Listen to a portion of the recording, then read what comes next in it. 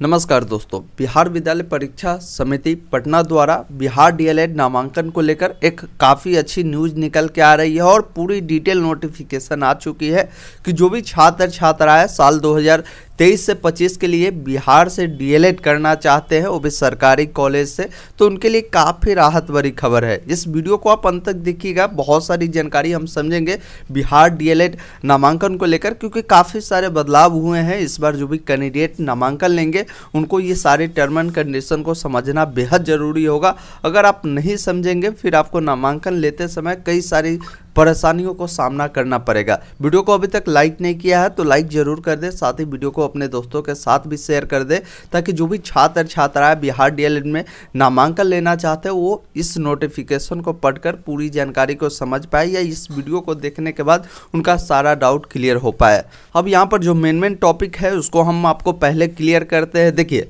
इस बार आपकी जो एंट्रांस एग्जाम होगी जिसके लिए आपका ऑनलाइन आवेदन करनी होगी। ऑनलाइन आवेदन करने का डेट आ चुका है। 25 जनवरी से लेकर 8 फरवरी तक आप आवेदन कर पाएंगे इनके वेबसाइट पर जाकर। यहाँ पर क्लियर बताया जा रहा है कि प्रवेश परीक्षा में उत्तीर्ण अभ्यर्थियों के नामांकन हेतु मेगा सूची एवं संस्थान की प्राथमिकता के आधार पर संस्थान आवंटन होगा, जिसके लिए समिति द्वारा अलग अलग जो विज्ञप्ति है वो जारी किया जाएगा। यानी आपका जो इस बार मेरिट जो बनेगी, आपका एक एंट्रांस एग्जाम होगा। एंट्रांस एग्जाम जो कैंडिडेट क्वालिफाई करेंगे उन कैंडिडेट को इसमें मौका मिलेगा। लेकिन इसमें भी टर्म एंड कंडीशन है कि हर कैटेगरी के लिए इस बार नंबर बांट दी गई है कि अगर आप मिनिमम नंबर उतना नहीं लाते हैं तो फिर आपका इसमें आप काउंसलिंग के लिए भी भाग नहीं ले पाएंगे। यानी काउंसलिंग के लिए एक न्यूनतम नंबर जो है वो उतना लाना ही होगा। तो इस चीज़ को भी आप ध्यान रखिएगा।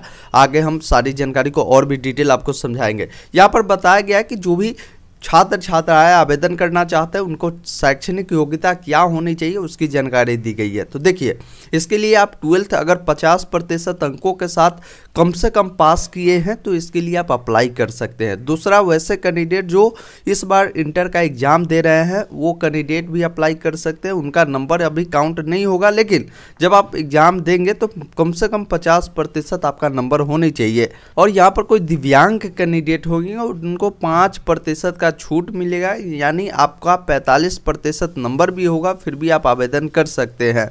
यहाँ पर ये बात और भी क्लियर किया हुआ है कि वैसे अभ्यर्थी जो शास्त्री, पॉलिटेक्निक, आईटीआई अन्य प्रकार की योग्यता रखते हैं तो डीएलएड नामांकन के लिए आप पात्र नहीं होंगे। इसके लिए 10+2 वोकेशनल कोर्स के अंतर्गत आपने किया है तो यहाँ पर बताया गया कि आप इसके लिए जो डीएलएड नामांकन के लिए आप पात्र हो सकते हैं। देखिए, इसमें एज क्या रखा गया है उसकी भी जानकारी बता दी गई कि इस फॉर्म को भरने के लिए सबसे पहले आपकी जो जन्म होनी चाहिए, जनवरी 2023 को 17 वर्ष पूरा हो गया है तो आप इसके लिए आवेदन करेंगे। इसकी अंतिम तिथि कोई निर्धारण नहीं किया गया है। एडमिशन प्रोसेस क्या होगा इसकी भी जानकारी दिया गया है। बिहार विद्यालय परीक्षा समिति द्वारा आयोजित डीएलएड ऑनलाइन संयुक्त प्रवेश परीक्षा में जो प्राप्त अंक होंगे उस अंक के अनुसार आपका एक मेरिट लिस्ट तैयार की जाएगी, जो आपके सरकारी कॉलेज या प्राइवेट कॉलेज के अनुसार होगा। जिस अनुसार आपका रैंक होगा उसी के अनुसार आपका जो एडमिशन की प्रोसेस होगी वो आपको की जाएगी। फिर आपको जो नंबर होगा उस बेस पे आपको कॉलेज का चॉइस करना होगा, जो कि ऑनलाइन माध्यम से ही होगा, जिसके लिए भी आपको समय मिलेगा। उसके बाद यहाँ पर बताया गया कि मिनिमम क्वालिफाइंग मार्क्स क्या होनी चाहिए उसकी जानकारी दी गई कि डीएलएड संयुक्त प्रवेश परीक्षा में उत्तीर्णता हेतु न्यूनतम अर्हता अंक जो होगा अनारक्षित श्रेणी के जो भी उम्मीदवार होंगे उनको 35% है, तथा आरक्षित श्रेणी के जो भी उम्मीदवार हैं उनको 30% अंक होने चाहिए, तब आप यहां पर चॉइस फिलिंग कर पाएंगे। तो इस चीज़ को भी आप ध्यान रखिएगा। फिर आपका जो आरक्षण है किस कैटेगरी के लिए क्या आरक्षण होगी उसकी भी आपको जानकारी समझाई गई, जो आप देख सकते हैं।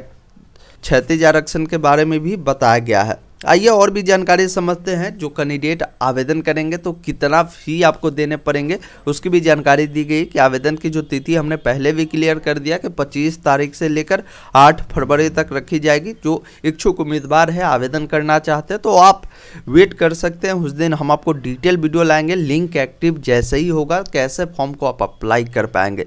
देखिए, अगर कोई कैंडिडेट सामान्य कोटि से आते हैं, आर्थिक रूप से पिछड़े सामान्य कोटि के अभ्यर्थी है, पिछड़े वर्ग या अति पिछड़े वर्ग के अभ्यर्थी है तो उनको 960 रुपये देने होंगे। अनुसूचित जाति, अनुसूचित जनजाति या दिव्यांग जो अभ्यर्थी है उनको 760 रुपये आपको देने पड़ेंगे।